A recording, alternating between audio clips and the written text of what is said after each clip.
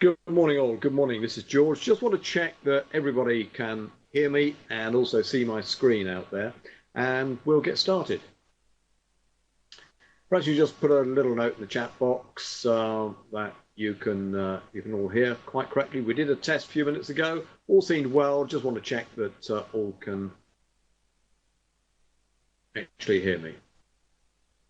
Fine. Many thanks indeed, Edward. That's excellent. Right. Now then, the title of this morning's session is Tuning into the Market's Pulse. Now, there's one of those sayings that goes on the lines of we want to seek out the hottest market and trade when we are feeling hot ourselves. So, when we're hot, we're hot. When we're not, is the how the expression goes.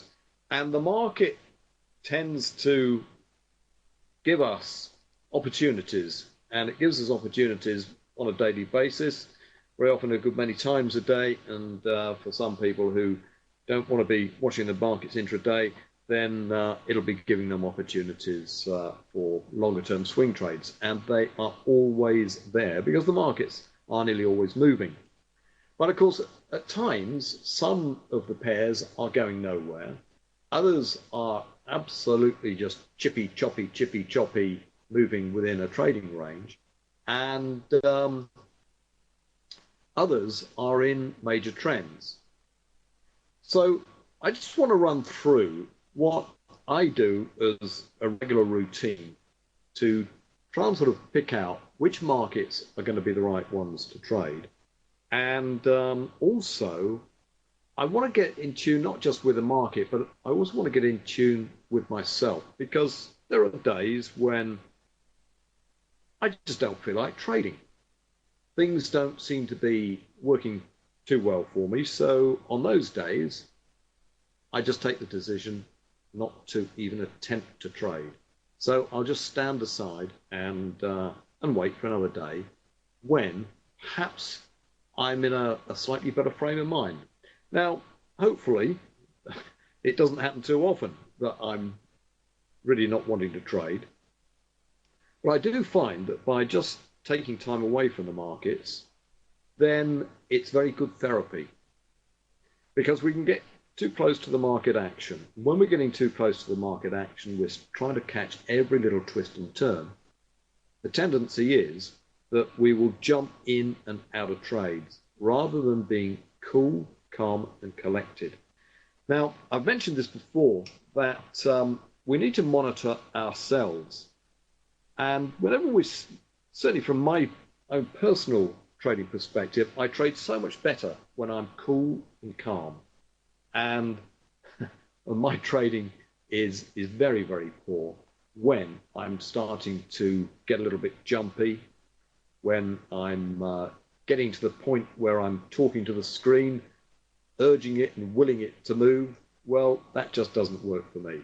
And so I have to sort of monitor my own situation.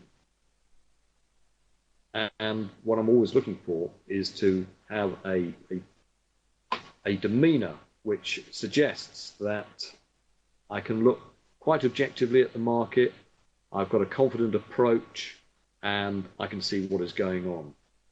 When I haven't got a confident approach for whatever reason, and I can't really see what is going on, I don't trade. It's as simple as that.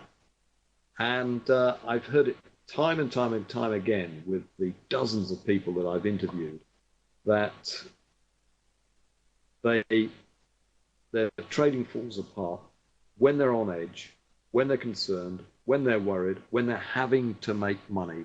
And so if I can get myself to the point where I'm cool, calm and collected, and I might well have a position on, and I really am not at all concerned about actually making money, then my trading works so much better. And that's one of the reasons why so many people who open demo accounts find that they can make a lot of money on demo accounts, and then when they trade live, it just all falls apart. And there's a simple reason for that. And the simple reason is that they're under pressure. They're under pressure when they've got real money in the market, because it represents hard work. It represents savings. It might be life savings. And as soon as they start to see their account flashing in the red and losing that money, then they are going to not want to experience that emotion. And they're wanting to try and turn it around. And the harder they try to move away from a loss-making situation, the more likely they are to actually move into a loss situation. There's a feature of human nature, and that there is one of these features of human nature, which is that the one thing we try to avoid is exactly what we achieve. So we need to get to the point where we're not concerned about loss, we're not concerned about profit, we can just tune in to whatever the market is doing. And we can't tune into the market until we've actually tuned in to ourselves. Right, so I'm just going to take you through a routine, and this routine has served me extremely well. And I always start from longer term time frames, and I work my way right the way down to the intraday charts. So let's just have a look at these. I've got a whole series of charts here. We've got 16 charts on, and I just take a glance at most of these. Down at the bottom here, we've got some of the important longer stuff. We've got oil, we've got gold, okay, we've got the ES, S&P 500, and then we've got the dollar index. Now, what I like to do then is to just take a glance at these so I can just get the general perspective of what's hot and what's not. So what's not hot on the upside is gold and oil. So we've got gold and oil coming off. But what's hot on the upside is that the stock market is moving higher, and we've got the dollar index, which has been moving on really very, very, very strongly indeed.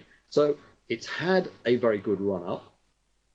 And what I can observe is that it came out of a consolidation range when price was just thrashing up, thrashing down, going absolutely nowhere, and that broke into that very, very useful run on the upside. But has it now come to an end? That's the question mark that I've got. And that question mark has really come about because we've had this run, we've gone through a 5-wave move, and it's now picked up from my fib finder, it's picking up a bat level. And we know it's a bat level because it's pretty close to a previous high, the one going back to 2010. So we're in the zone now of where a correction is to be expected. So that's just taking a quick glance then at that dollar index. Now that sets me up for several other things, because the major pairs that are traded against the US dollar, and it's certainly the euro, we've got cable, we've got the Australian dollar, and we've got the USD CAD, and of course the USD JPY. Now the JPY has actually also moved up very, very strongly indeed. We've got a move which we can look at being a 5-wave move, just might be part of a much, much bigger series of waves. But again, where did this come from? It came out of a consolidation area. So I absolutely love consolidation areas because they can start to give us some idea of which way we're going to get a move. The longer the consolidation that price tends to go through, the better will be the eventual move up, the breakout move, which is going to inevitably follow. So that was signaled that we were going to get this one moving on up. And right now, it's picked up a couple of harmonics to say, for the moment, look, I've gone far enough. And what I'm going to do right now is that I'm going to put in some form of a consolidation. And that's exactly what is starting to happen. And it's starting to happen today. So just taking a longer term perspective, we can sort of just settle the mind and see what is going on. Euro, which has been moving on down. Where's it been moving down to? Lo and behold, it's been moving down to this level, 2,500. We've got a little line that I'm just going to run across here. It's a red line. And this red line has been picking up a long-term support zone. We can see it in relation to price action in 2012 and again in 2010. Price has actually moved up from here. if we put the grid on, then what we can see is that price then has popped down to the all-important 78.6 level. Is it putting into consolidation? It most certainly is, because price action so far on this weekly chart is suggesting that, again, it's gone far enough on the downside. So that would link up, match up with that little bit of basic analysis that I've just looked at there on the dollar index. We could be ready for a bounce. What about cable? Is cable wanting to do the same thing? Well, here it is. It's hovering around about this 160 round number, and at the moment it's put in a higher low, and it's not showing really strong signs of bouncing yet, but we've just got to give it time, and it might show that. But the next chart that is showing signs of a really good potential bounce is the AUD USD. So what have we got with the AUD USD? Well, we've got a market which is double bottomed to a bottom which was formed earlier this year. It's picked up a Gartley level, picked up a harmonic level. We've got yet another one somewhat further down. And all important price action, again, this is this week, but it's largely just today, this morning, is showing signs that it is ready now to put in something of a rally back. So there we go.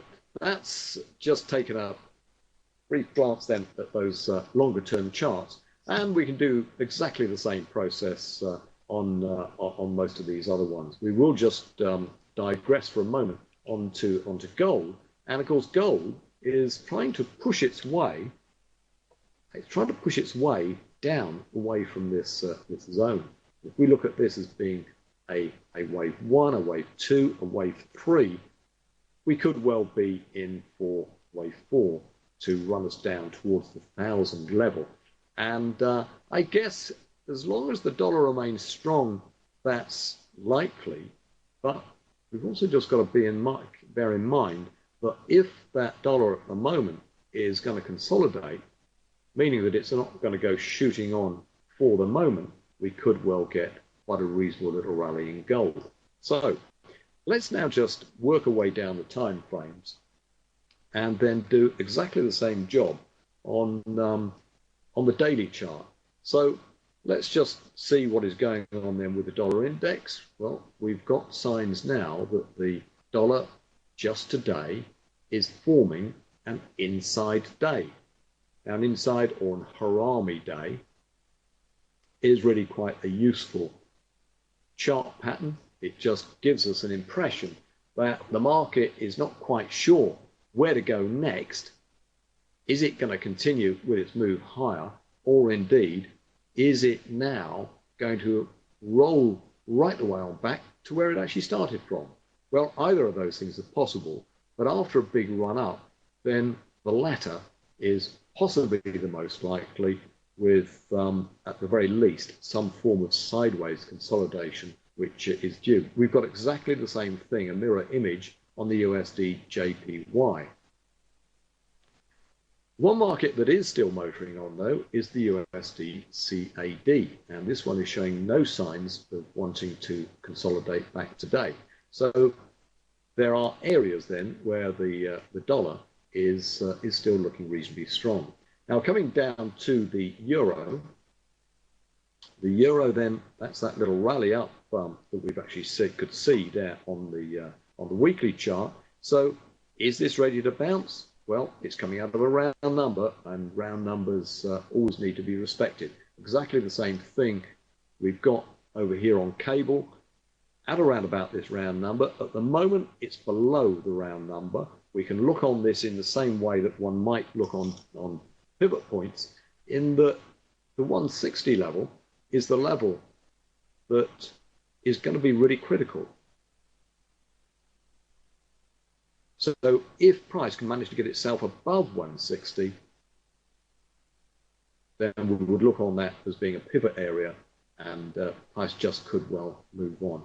And the Australian is telling us more or less exactly the same thing. So we've got this area. where price is finding support in this 87 region. It did so earlier in the year. It's clearly an important zone below 87 and below this little consolidation zone. Then we could be on for a longer term move running right the way down to 80. But if it can find sufficient support here, it just might manage to move somewhat higher. There was a gap opening on Sunday night. It gapped down, and that gap has not been properly filled yet. So at the very least, that gap just might want to pull price up towards it and fill it before then moving on.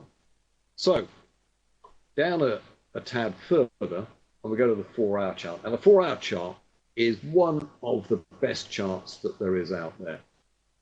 It's one of the best charts quite simply because we can see consolidation areas and we can see break points that can give us a pretty good entry that just might manage to last for 2 to 3 days.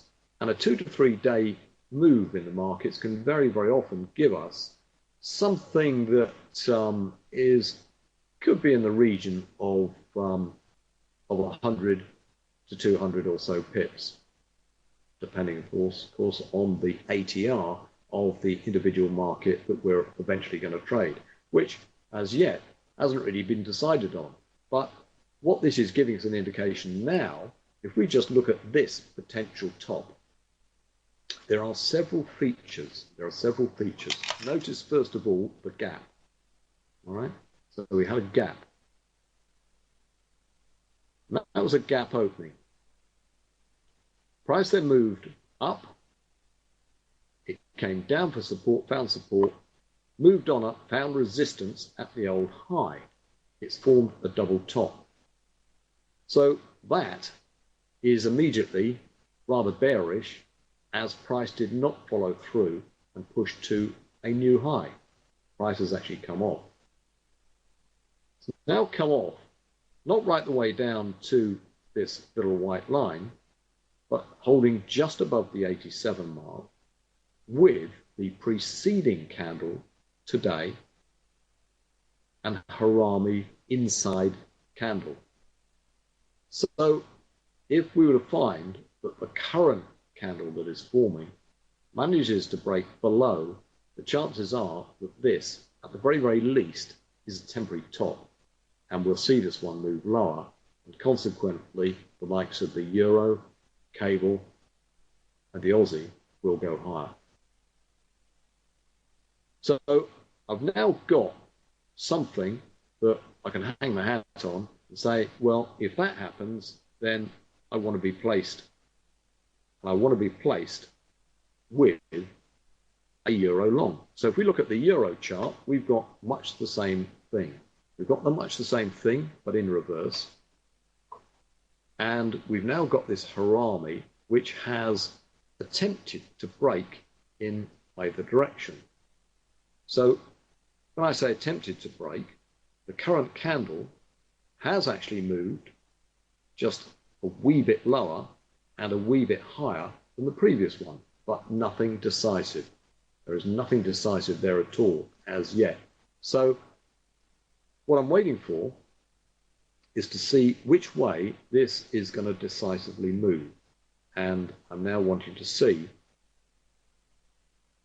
the close on this candle. I want to see the close on this candle either above or below the extremities that it's managed to sort of carve out so far in the market. Now, we can sort of add a little bit to this. The value finder, my standard oscillator, is showing signs of bottoming. It's got a nice little source of bottom. So in general, I'm minded that this just might want to break on the upside. Now, I say I'm minded, always got to be so careful of forming an opinion. Because if I form an opinion about which way a market is going to go, that opinion gets itself embedded in my subconscious. And of course, my conscious brain will forget all about it won't realize that I'd actually formed that conclusion. And it could be several hours later that I want to take a trade, and I might see that this is going to break on the downside. But the mere fact that I'd actually, earlier in the day, decided that it's most likely to break on the upside, my subconscious might stop me from taking a short. And that is something that I don't really want my subconscious to do. So I always need to be aware of that fact, that there may well be things that I've looked at and perhaps I've formed something of an opinion on, which could make me do something that in the cold light of day, objectively, I wouldn't do. Right, so let's move on from here. What we can do now, we can look at cable and look at the consolidation area that we've actually got. Now, the pattern that this is forming, it's quite an interesting one in that it is something of a reverse head and shoulders. If we look at the left-hand shoulder just over here, and then we've got the head, and potentially we've got a right shoulder. Pop a line across. I'm going to pop a couple of lines across. Okay, that's the top of the shoulder. And then we've got a sloping neckline. And the sloping neckline just comes across. It gives us a break point.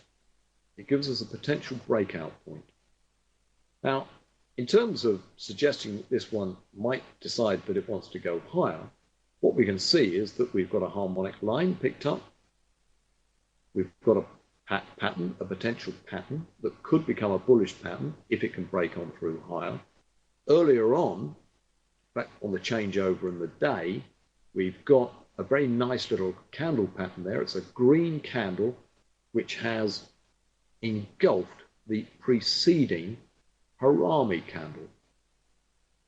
So that's now set itself up. This green candle has set itself up as being a power candle to push price higher. And higher it did go briefly. Since then, it's actually come back for some support. And the important thing about this candle is that if price were to go below it and break this white line on the downside, any bullishness that there was in that candle is then completely negated. So it would then become a potential bearish trade to test the low down there below the next round number of 159. However, what we can see is that this current candle is forming itself as an Hallmey, and I'll be waiting to see what the next candle after this one does, assuming that this doesn't break any higher. So what am I looking for? I'm looking for a break of that yellow line, and if we get a break of that yellow line, then it will confirm that bullish candle. And I'll most definitely want it to be on the long side. Now, market that has started to move already then is this one, which is the AUD-USD. And the AUD-USD has attempted to move on up from this double bottom. In fact, we traded this a couple of times already this morning on the upside. And it's waiting to see if it's going to fill its gap or indeed not. So we have this gap, not a massive gap, it has to be said, but if we just extend that somewhat to where it made the break from, it needs to fill this gap. I wouldn't be at all surprised that that is exactly what it will want to do. However, if we look at this overall chart, we've got this area of thrashing price action. And by thrashing, it's been moving up, it's been moving down, it's been moving up, it's been moving down. So we're going to put another line across at the lows, move that ever slightly up. We can see that when price has actually gone below this level, it's bounced all the way up. And then when it's gone above this sort of 88.80 mark, it's bounced all the way on back down again. Could this be about to happen yet again? So what we're looking for at the moment is a filling of the gap at the very least, and perhaps something of a move higher, whereupon if it were to get up around this 88.60 to 88.80 level and then give us some price action, which is suggesting it's going to move on back down, then we'll be taking the short again. So the name of the game with these ranges is to take a long at the lows and a short at the highs. Right, so that's actually narrowed things down somewhat. We're already in the Australian, waiting for things to happen in cable, and also waiting for things to happen in the euro. And trading is so much of a waiting game. It's waiting for the market to actually tip its hand and tell us which of these pairs are going to be the most powerful ones to actually trade. So I'll come down one stage further, and this set of charts, then these are 90-minute charts, so hour and a half, which will just give us a slightly closer perspective. But I think what we'll do now is to go down to those individual charts, and we'll get started with that Australian that we were just looking at. So here it is. We've got a daily chart on the bottom left. We've got that 4-hour chart that we've just been looking at. We've then got a 30-minute chart, 15-minute, and a 5. So back to that 240-minute chart. Okay, we've got the value finder. Just by popping a line across, we can see that it's broken on the upside, and it's broken through that trend line really quite neatly. Is yet to go to a new high, so it's got potential in it. And we would see this with an RSI, with a MACD, etc. So there's a cutoff point on this one, and the cutoff point is here. If it were to break this level, we could look on the depth of this, going from the low to the high,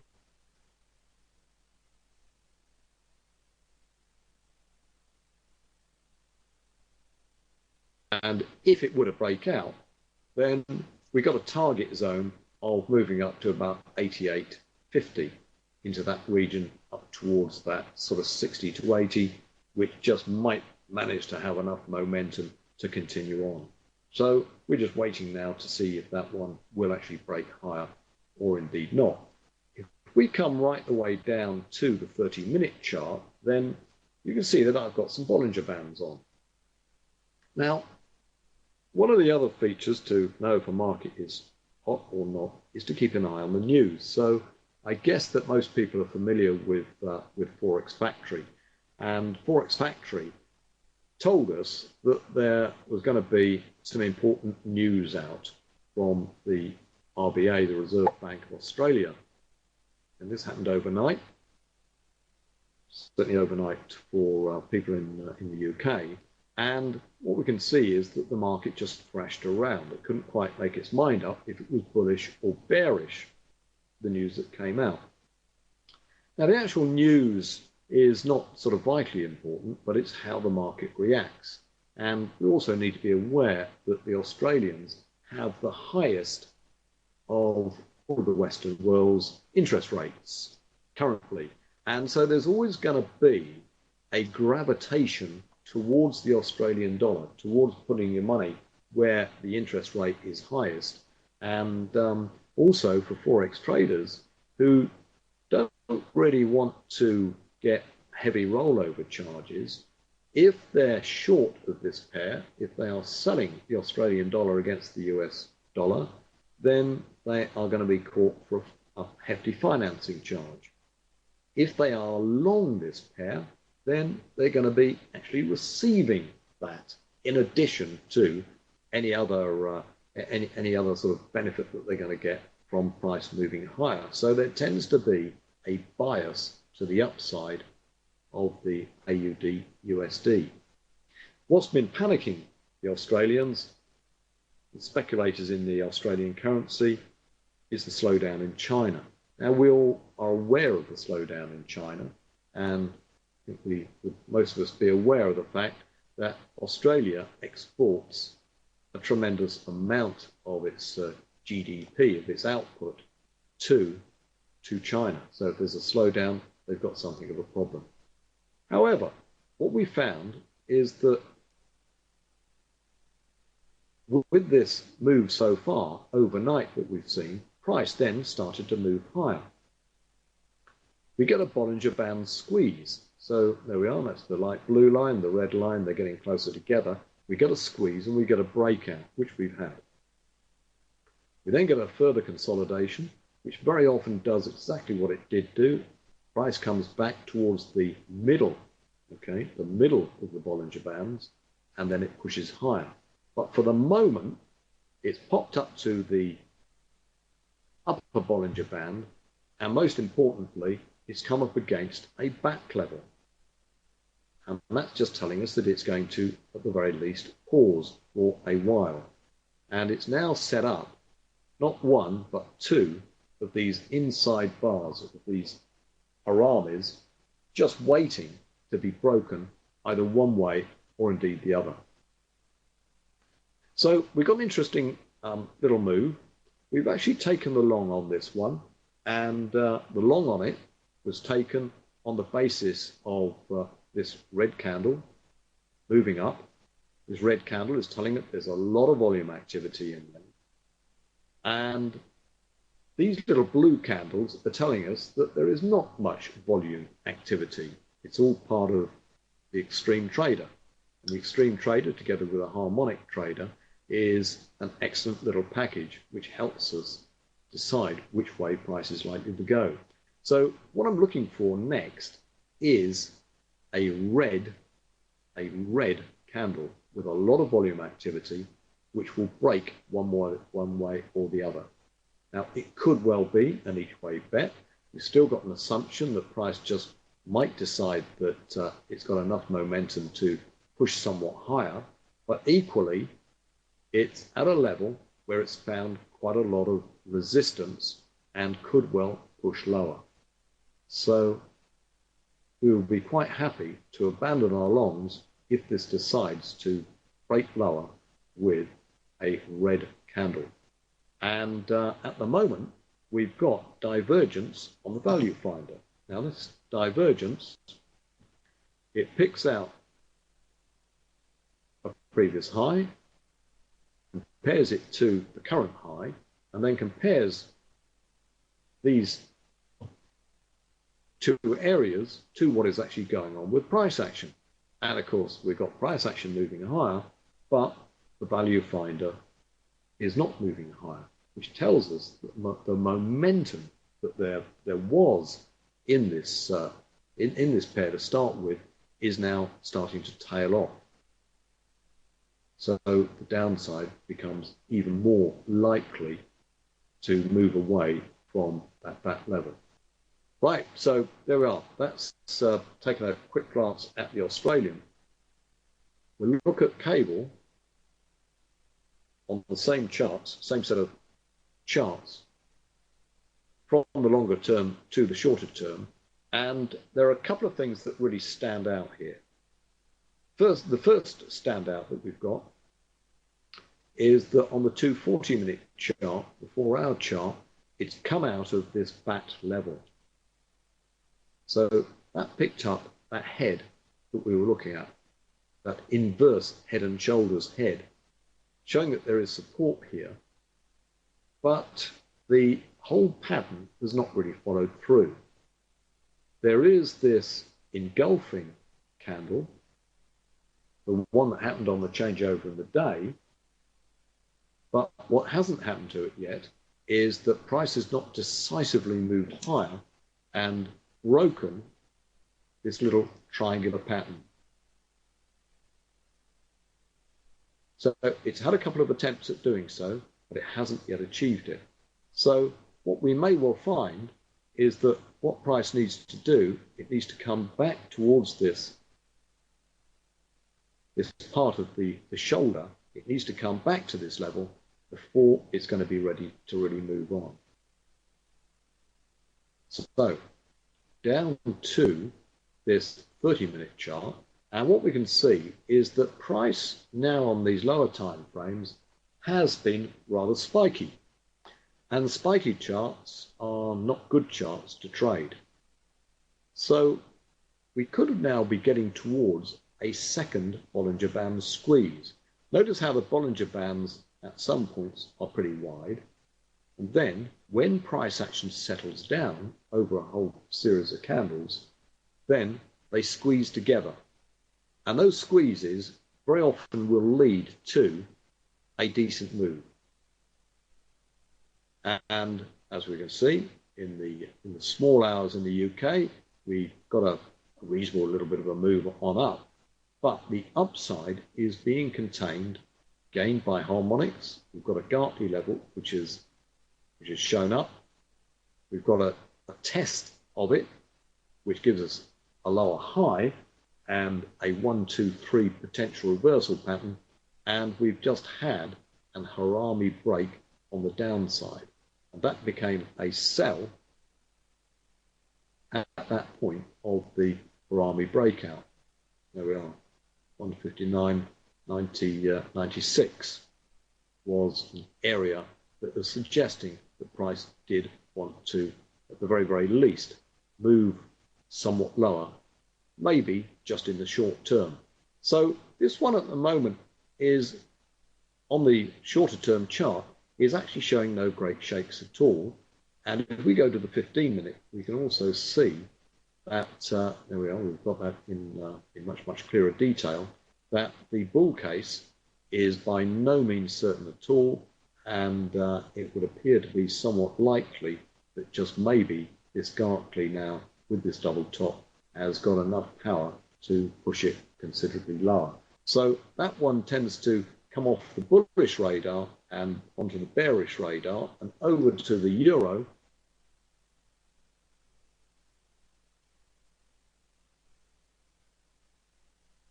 To that 4-hour chart that we were looking at it earlier. Again, we can see the harmonics have actually picked out this low that there was yesterday, and we've yet to see anything decisive on this current candle that is forming.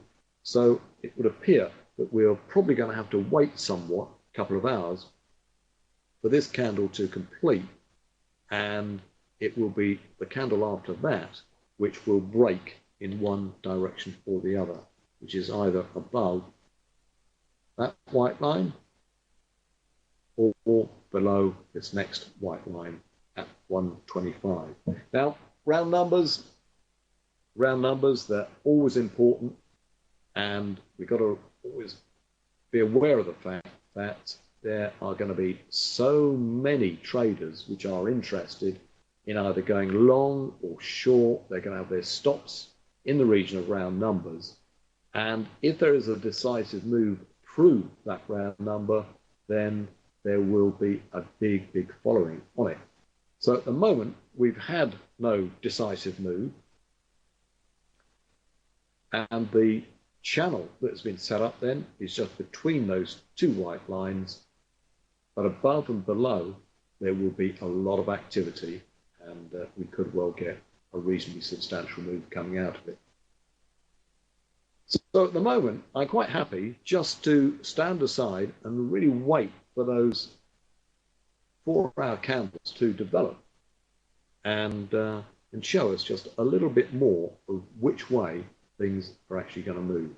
So the 30-minute chart is just telling us that prices popped up to these highs at the upper Bollinger Band. It's done so a couple of times and has yet to really manage to break through. If it can break through and get above the Bollinger Band, then fair enough, it just may well run for a while at the upper Bollinger Band, and it may well sort of put in a series of closes outside of that Bollinger Band. But unless it does so, then the downside is really quite vulnerable to a break below that 25 region, which is sort of quite clearly flagged up there at the moment. Right, so that's the routine that I go through on a regular basis, and I bring it right the way down. And the 30-minute chart is one of the most useful ones that will really help with the analysis as to quite which way things are going to run. And then finally, using the 5-minute chart is where then one would put a trade on, given that analysis. And we can see just over here, there was some Euro news that came out. It's to do with Spanish unemployment. And the initial reaction was a sell-off, but it then immediately bounced on up. And typically, had this been at a lower Bollinger Band, then that would have provided a springboard to actually get into the trade.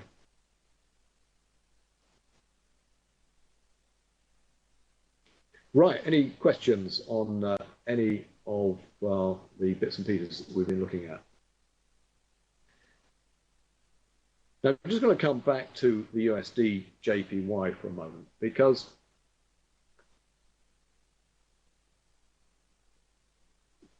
great, glad you're enjoying it. And what we'll, I just want to look at this just for a moment, because we'll just look at this slightly historically. Where you've got a market which we know that the news is suggesting that the US dollar is going to be much, much stronger against a weaker Japanese yen. But the market went through this process of consolidation, and a lot of commentators were telling us that, yeah, the experiment, the Japanese experiment, wasn't going to work, and they were going to have to unwind it. And by unwinding it, then the whole experiment would fizzle out. But price action decided to bounce on up, and then it came to this little consolidation level. Right, Gavin, I'm not quite sure exactly what you mean by why am I connecting lows and highs on the charts. Do you mean by these sort of yellow dotted lines? Is that what you mean? So what we found was that there were two of these little line breaks. That was the first one. Price came back, then it started to bounce on up. And one of the most important things is that it set up this little plateau. And this little plateau was very, very neatly broken. 108, 34, 35, and it gave a marvelous opportunity for traders to actually get in on this move, and it enabled traders to actually get in really quite neatly on the breakout that there was last Wednesday, and that was based on the news coming out of the Fed. And then after that, after the Fed had decided that they were stopping QE, we then got the news coming out of Japan, which really propelled this one so much stronger and higher on the Friday. All right, that is purely a zigzag line. It's a zigzag line. So I think you're probably referring to this line. It's an automatic zigzag, okay? And it helps with identifying what the waves are doing. Now, I'm an Elliott wave follower. I use Elliott wave with harmonics with volume. And a combination of those things, plus of course price action with candles. Now I just put together a number of things. It's a little bit of detective work. And this enables me to see at a glance what the waves are doing. It's as simple as that. So just considering the USD JPY, we have that big run on up. And I suppose the next question is, will it go somewhat further? Well, my approach is always just to take a market as it comes, take partial profits when we've got a substantial several hundred pips tucked away in the bag, never risk that to just disappear, but always keeping a piece of the action on. So we will trade in multiple lots, always have a multiple position size that can be adjusted. And that enables us to take, as I say, partial profits, but then keep a piece of the action running in case it's going to run another sort of 500 pips or more. It's worth keeping in mind that despite the fact that we're now looking at numbers up around 110 to 115, the yen, we traded it years ago up around the 180 region. So there's absolutely no reason why, and the Japanese economy was an awful lot stronger then than it is currently. So there's no reason to suggest that the US dollar is going to collapse anytime soon against the Japanese yen, quite the reverse. And indeed, just today, it's starting to bounce off this lower Bollinger Band, and it's certainly not showing weakness. In fact, it's showing quite a bit of strength. Right, okay, folks, well, I've come to the allotted time. Many thanks for being so attentive and for your questions this morning. So hopefully I will be back with you in a month's time, the second Tuesday in December. If you want to contact me and find out a little bit more about what we do, then don't hesitate to send me an email. Send it to support@click-events. I shall just put this in the little chat box, click-events.co.uk, and be only too pleased to keep in touch with you. Many thanks indeed.